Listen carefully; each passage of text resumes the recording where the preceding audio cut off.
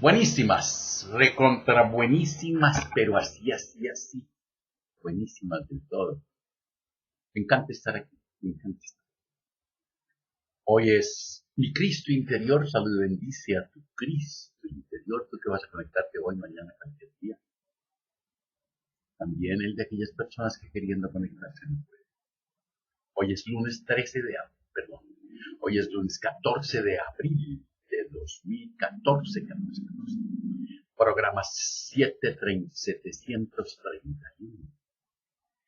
Que el espíritu de sabiduría descienda sobre nosotros todos y nos ilumine. A mí para decir lo que debo decir, a ustedes para comprender. Gracias por sus correos, gracias por lo que me dicen, gracias por sus manifestaciones y buenas intenciones de bienestar y salud. Gracias. Estamos con el libro Obra Maestra del licenciado Enrique Corbera. Es español, creo. La biodescodificación en su entrega número 32. Dice así con inspiración. ¿Qué es la contratransferencia? Es el conjunto de reacciones inconscientes vividas por el terapeuta en relación a la transferencia del paciente. Algunos terapeutas se involucran con el paciente, algunos simplemente lo tienen en cuenta, es decir, lo piensan, lo estudian, pero no se involucran. La transferencia ejercida por el paciente se concretiza con las actitudes particulares que os acabo de describir y como terapeuta tengo dos posibilidades de acoger estas actitudes. La primera es sentirme molesto o nervioso y la relación se encuentra afectada, y la otra es acoger esta actitud sin sentirme afectado a título individual, lo que permite que la relación pueda continuar. En el primer caso, cuando me siento nervioso y con cierto malestar, va a existir la contratransferencia, es decir, el involucramiento del terapeuta con el paciente. ¿Qué ocurre en estos casos? La actitud que llega del paciente reactiva en nosotros un antiguo sufrimiento, de tal manera que lo que ocurre atañe a la persona que tú eres. Inconscientemente no eres el terapeuta, están identificados al objeto de la transferencia, es decir, tú eres la persona que el paciente piensa que eres.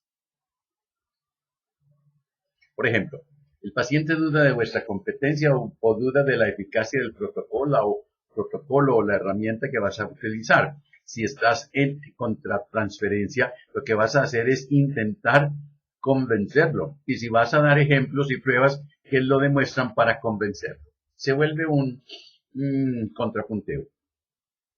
Aquí estamos muy inconscientemente separados de nosotros mismos, separados de nuestra intuición y separados de nuestra convicción profunda. Estamos aquí en nuestro propio conflicto y este conflicto está siendo reactivado por nuestro paciente. Y aquí no podemos ayudar a nuestro paciente. Este proceso de contratransferencia es tan fuerte que terapia solo tiene su realidad con la contratransferencia a la resistencia. Es el terapeuta quien inconscientemente permite al paciente resistirse. Sucede y muy a menudo. Y yo digo que es pecado mortal cuando el profesional se involucra con el paciente. Es por ello que es indispensable que un terapeuta esté supervisado, porque todo terapeuta se encuentra en un momento dado con esta contratransferencia. La gran mayoría de las veces no tiene conciencia de ello, pero como terapeutas hay personas que nos ponen nerviosos y hay personas que nos gustan. Hay personas con las que nos aburrimos y nos da la sensación que damos vueltas y vueltas. Hay personas que nos pueden producir cierto asco, personas que nos dan cierto miedo, y hay personas que realmente nos generan un sentimiento amoroso. Las hay hasta de un solo ojo. Sí. En general, como terapeutas somos muy fuertes, explicamos muchas historias. Oh, no, yo estoy enamorado de esta persona. Pero si estamos con esta persona y somos conscientes, nos damos cuenta de que tenemos un comportamiento diferente. pecado mortal del terapeuta que se involucre amorosamente o íntimamente con el paciente. Un terapeuta que no hace regularmente supervisión ejerce su trabajo para sanarse él a través de sus pacientes. Eso sucede. Aquí hay algo que no es justo y es un gran confort poder depositar estas situaciones que tenemos. Porque de hecho, esta situación de contratransferencia y primero la noción de transferencia permite ejercer un gran poder sobre el paciente. Esto supone también que cuando acompañamos a una persona tenemos como terapeutas una sólida honradez intelectual y emocional. Una honradez emocional quiere decir que en mi interior siento que hay una emoción con relación a la otra persona. Entonces, está ahí durante la consulta, pongo conciencia de ello y tan pronto pongo conciencia en ello, no voy a mezclar las cosas. Y sé que cuando se acabe la consulta puedo ir con mi supervisor para experimentar lo que he vivido. Esto es lo que es honestidad profesional. Cualquiera que sea la herramienta de trabajo con otra persona, puede ocurrir también con las enfermeras, cuando visitan cada día a una persona para hacerle una curación. Puede existir esta noción de transferencia y contratransferencia. Yo tengo como pacientes muchas enfermeras y con frecuencia los pacientes que ellas encuentran en su labor profesional van a servir de base para trabajar sobre ellas mismas. Van a llegar ellas diciendo, hay una persona que realmente no aguanto, me da un asco terrible. Y de hecho, han encontrado su propia historia. Estas se ven reflejados en esa persona que da asco y sienten asco. Esta noción no se utiliza normalmente cuando somos enfermeras, no se utiliza como la utilizan los psicoterapeutas, pero está aquí y si no la miramos, podemos envenenar la vida de nuestros pacientes y la nuestra propia. Puede ocurrir también cuando trabajamos el cuerpo, somos osteópatas, cuando tocamos el cuerpo, cuando nuestra terapia gira en torno al masaje. Aquí es donde realmente la transferencia puede aparecer. Quiero decir con ello que todo el mundo puede encontrarse ante la noción de transferencia y contratransferencia. Obviamente, hay un contacto físico. Como vemos, esta noción de contratransferencia nos vuelve a nosotros mismos y esto nos va a permitir trabajar el por qué somos terapeutas. Porque como terapeutas nos ponemos un poco como salvadores y mientras no sabemos dónde está el verdugo y la víctima, vamos a utilizar inconscientemente al paciente para resolver nuestros problemas. La profesión de terapeuta es una reparación, la profesión de formador es también una reparación. Formador o profesor, por ejemplo, maestro. Personalmente yo me he dado cuenta de que en mi infancia yo no he sido escuchado y ahora tengo a muchas personas que me están mirando y están interesadas por lo que explico, escuchando. Es una reparación, pero soy consciente de ello. Por lo tanto, no me estoy contando la historia de que yo soy extraordinariamente inteligente. Y con todo ello he desarrollado unas cualidades que me permiten hacer pasar de lo que tengo conciencia justamente a través de este sufrimiento de no haber sido escuchado. La terapia del espejo. El trabajo como psicoterapeuta y estudioso de la psicología junguiana me ha llevado a trabajar con el arquetipo de la sombra. Este estudio me ha permitido desarrollar una terapia para que el paciente descubra su sombra, la conozca y la integre en su especie, en su psique. Cuando el paciente se pone a trabajar de esta manera de percibir la vida, encuentra, casi sin proponérselo, una gran cantidad de recursos. Su resentir cambia rápidamente sin saber muy bien por qué. La regla general es cambiar la perspectiva, cambia la percepción. Y si cambia la percepción, cambia el sentimiento. Al cambiar el sentimiento, cambia la vivencia. Y cuando cambia la vivencia, cambia el resentir y aparece el... Todo ser humano se proyecta en los demás y la manera de saber si estamos proyectando o estamos aprendiendo es muy simple. Aprendo de lo que veo cuando no me afecta en gran manera emocionalmente. Proyecto sobre los demás cuando lo que percibo me produce gran desasosiego, malestar, enfado. Entonces, somos víctimas de nuestras propias proyecciones. Por lo tanto, la idea es, lo que vemos en los demás es más o menos correcto si se limita a facilitarnos información. Pero si nos produce un fuerte impacto emocional, no hay la menor duda de que se trata de una proyección. De este modo, tanto si estamos excesivamente ligados emocionalmente a alguien o a algo, como si lo eludimos u odiamos, estamos abrazando o luchando respectivamente con la sombra, un signo inequívoco de que el dualismo, represión, proyección ha tenido lugar. Una reacción que no debemos tener. El primer paso en terapia es comprender que lo que consideramos que el entorno nos hace de manera mecánica no es más que lo que nos estamos haciendo a nosotros mismos. Nosotros somos los únicos responsables. Si tengo ansiedad y quiero controlarla o bloquearla, esta se me transforma en angustia. Claro, obviamente, porque estoy oponiéndome a una reacción, a una emoción. Hemos de comprender que yo soy el único causante de la ansiedad.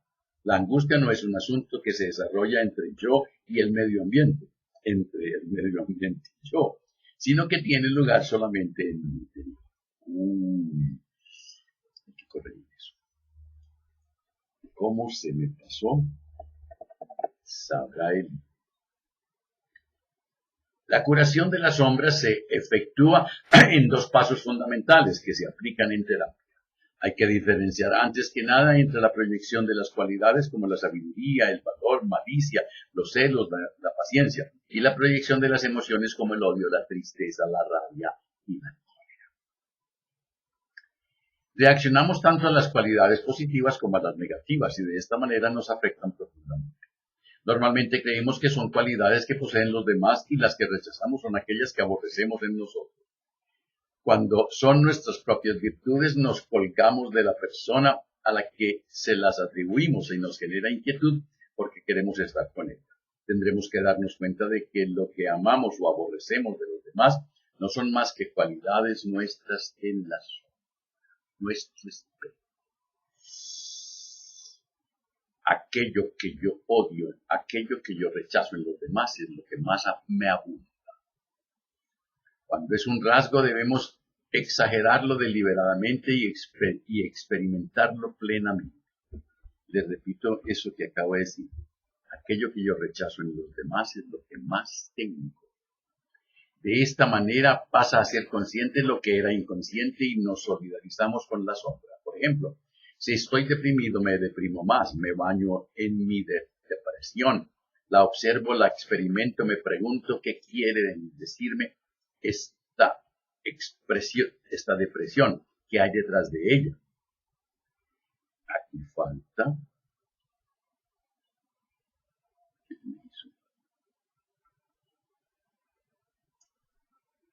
Me falta una interrogación. Si se abre una interrogación hay que cerrarla. De esta manera, tomo contacto con mis opuestos y acepto los rasgos que me molestan, me integro y eso me permite liberarme de ello cuando quiera. Cuando es una emoción hay dos pasos, exagerarla deliberadamente o invertirla. Si experimento una emoción, por ejemplo, odio hacia alguien, invierto este odio hacia mí mismo y me pregunto, ¿qué odio de mí? Si odio a una persona porque me maltrata e invierto el sentido, me doy cuenta de que este odio lo proyecto hacia mí por no respetarme y hacerme valer. Protocolo de espejo y forma de aplicarlo en terapia. Ponemos al paciente sentado en una silla frente a otra que está vacía. La vacía representa a la persona o situación con la que tiene el conflicto. Se le pregunta, ¿qué es lo que no te gusta o te molesta muchísimo de la que está sentada ahí? Luego se cambia al paciente de silla y se le hace la misma pregunta a la inversa. Se disocia al paciente y se le hace reflexionar cuál es la lección, cuál es el aprendizaje. Y de todo ello sale el recurso. Luego se asocia a la silla del paciente con el recurso y se revive la situación con la aplicación de este. Interesante, no la conocía. En una silla vacía sentando a la persona odiada. ¡Wow! ¿Qué es lo que no te gusta o le molesta muchísimo de la persona? Le decimos que lo que no ve, que lo que ve no existe y que es un espejo. Por lo tanto, el paciente se señala como la emoción o rasgo que le molesta. Por ejemplo, lo que más me molesta de mi madre es solamente piensa en ella misma. Entonces el paciente se señala a sí mismo y se pregunta, ¿Cómo estoy pensando siempre de mí mismo? Y se da cuenta de una respuesta que no se esperaba, como por ejemplo, siempre pienso que los demás deberían hacer tal o cual cosa que a mí me gusta. Esta es una manera oculta de pensar en sí mismo, la sombra. Otra respuesta como ahora me doy cuenta de que debo pensar más en mí mismo y menos en lo que hacen o deben hacer los demás. La sombra siempre tiene algo que decir y pugna por abrirse paso hacia la conciencia en forma de ansiedad, culpa, miedo y depresión. La sombra deviene un síntoma, enfermedad, y se agarra a nosotros como vampiro a la presa. Si queremos, a modo de experimento, saber cómo ve el mundo nuestra sombra, no tenemos más que asumir exactamente lo opuesto de lo que conscientemente deseamos, queremos, sintamos, necesitemos, intentemos o creamos. De este modo podremos establecer contacto consciente con nuestros opuestos, expresarlos, representarlos y, por último, recuperarlos. Así sanamos nuestros dolores. Ciclos biológicos memorizados. Proyecto sentido. Recuerden que el proyecto sentido es eso que sucede en el tiempo desde la concepción hasta los 3 años. Mark Frechet, como tantos otros, se inspiraron en los trabajos de la psicoanalista Anne Schutzenberger. Esta trabajó más allá del conflicto desencadenante y encontró un método para descubrir los conflictos programantes. Desarrolló los ciclos biológicos memorizados, el proyecto sentido y los rangos de la hermandad. Hay que precisar que todos estos fenómenos que descubrió no son leyes inmutables o absolutas, son más bien tendencias o inclinaciones que nos hablan del inconsciente familiar. Frente a un mismo shock, no todos reaccionamos de la misma manera. Cada uno tiene un resentir específico, personal, y presentará diferentes síntomas a los otros o no presentará ninguno. ¿Cuál es la diferencia que marca la diferencia? Hemos estudiado desde el shock biológico hacia atrás en el tiempo. Ahora vamos a ir hacia arriba para comprender por qué tal o cual conflicto es vivido de una manera particular. Los ciclos biológicos memorizados. Nuestro organismo conserva la memoria de los acontecimientos de nuestra vida que tienen lugar según los ciclos, tales como ciclos de memoria de un duelo, de un accidente o de otros sucesos. Un ejemplo que me viene a la memoria está relacionado con Ruanda. Una mujer explica que cada año por las mismas fechas resurgen sus heridas que le provocaron las torturas a las cuales fue sometida durante el conflicto. En Ruanda murieron más de 10 millones de personas. Este ciclo es espacio-temporal. Un recuerdo se activa plurianualmente. El día del aniversario es como si el cerebro se acordase, es como una lectura inconsciente del acontecimiento traumatizado en el pasado. Todo tiene un sentido biológico y en este caso de la relectura es proporcionar mediante la puesta en situación del acontecimiento una oportunidad extra para aportar una solución diferente y más adecuada. No olvidemos que sobrevivir es ante todo cosa de adaptarse y que debemos cambiar, aportar soluciones a lo vivido por nuestro clan a través de nuestra descendencia. Por clan entiéndase sociedad. Esto es debido a que dado un hecho que nos marca en nuestra vida como un conflicto no resuelto, el inconsciente genera como solución un ciclo para que éste sea revivido a la edad doble del primer acontecimiento, al doble de la edad en la que ocurrió. Por ejemplo, un conflicto ocurrido a la edad de 5 años y no resuelto tendrá tendencia a reproducirse a los 10, a los 20, a los 40, a los 80, si sigue sin resolverse. Voy a releer eso. Un conflicto ocurrido a la edad de 5 años y que no se ha resuelto todavía tendrá tendencia a reproducirse, a hacerse real a los 10 años, luego a los 20, luego a los 40 y si no a los 80. Hay un signo que nunca debemos dejar pasar, sea un conflicto menor que provoca una gran respuesta fisiológica. Podemos sospechar que hay una reactivación de un antiguo conflicto programante no resuelto y escondido.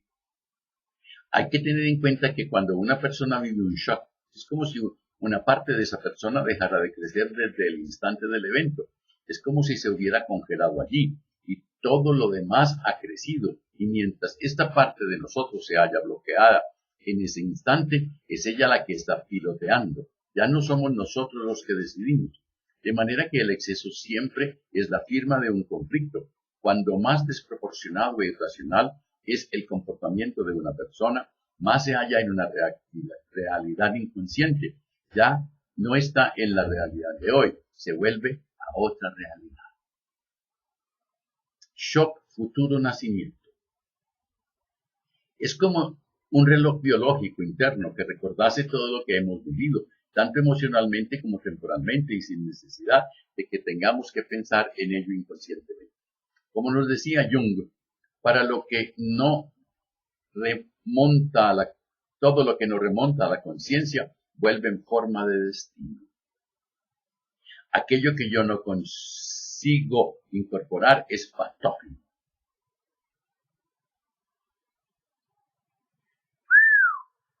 ¿Por qué? Esa es una buena pregunta. La toma de conciencia de estos esquemas de repetición es la primera terapia y la mayoría de las veces es suficiente para poder parar el proceso. Además, sabemos que si la memoria se transmite de generación en generación, no es para destrozarnos la vida, es por el instinto de supervivencia. Si en una generación pasada había una persona en peligro, va a transmitir la información de peligro a la descendencia para que pueda adaptarse y sobrevivir. Por lo tanto, vamos a llevar memorias de historias que no hemos vivido. Recuperar el poder de nuestra vida es reconocer que somos responsables de lo que hemos vivido desde que hemos nacido, de que tenemos todo el poder para cambiar en este momento.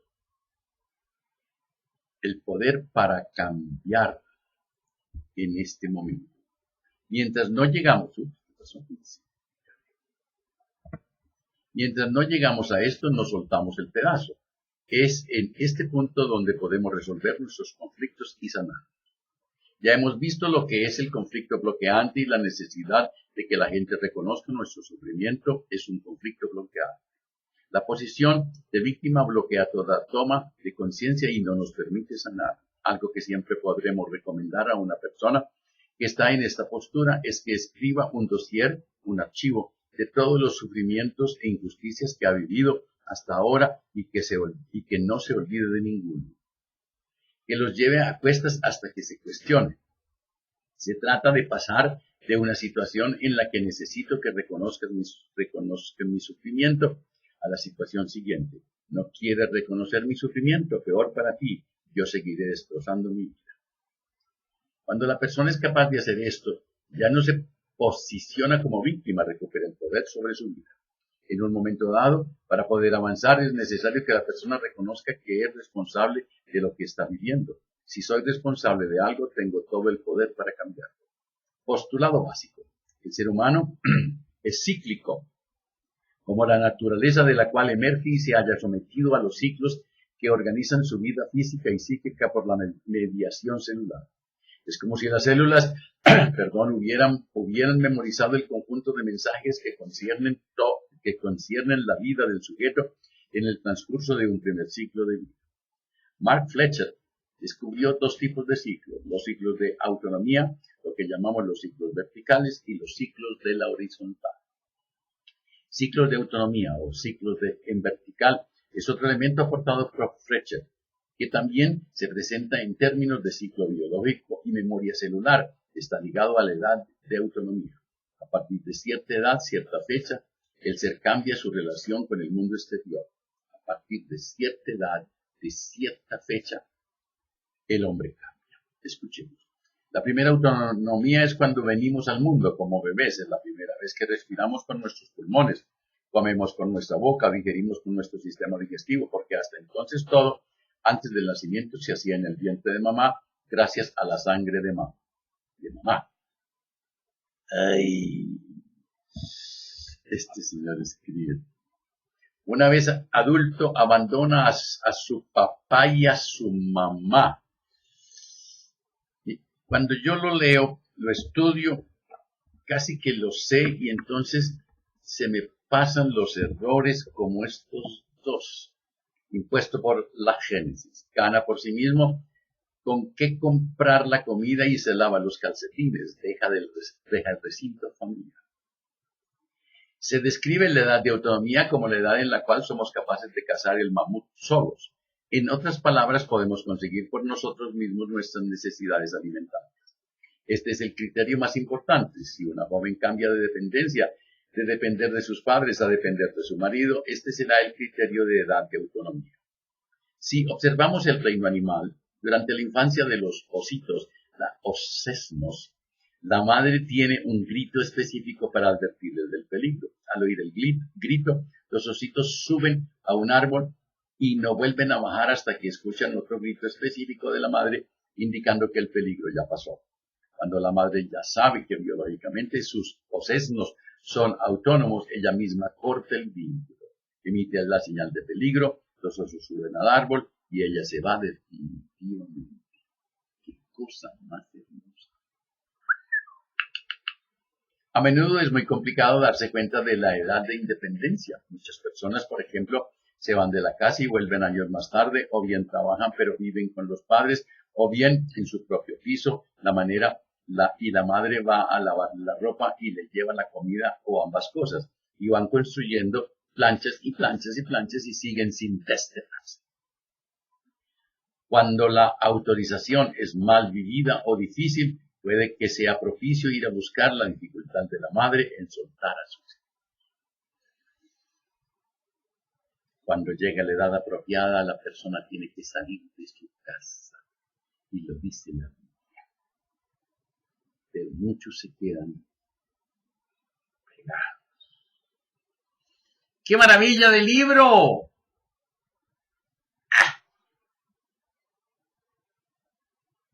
Cuando te abrazas, cuando te quieres, cuando te amas, la vida te abraza, la vida te quiere, la vida te ama. Mañana otro capítulo más de este maravilloso texto.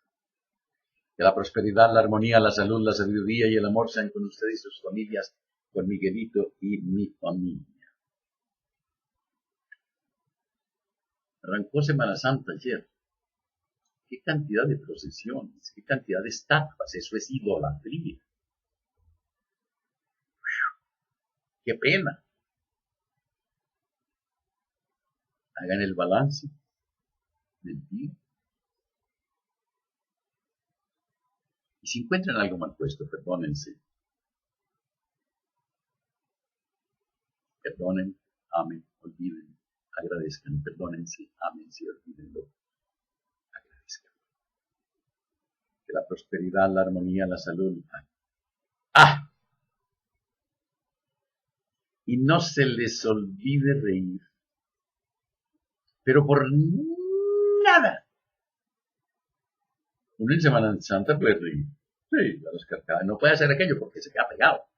Pero reírse.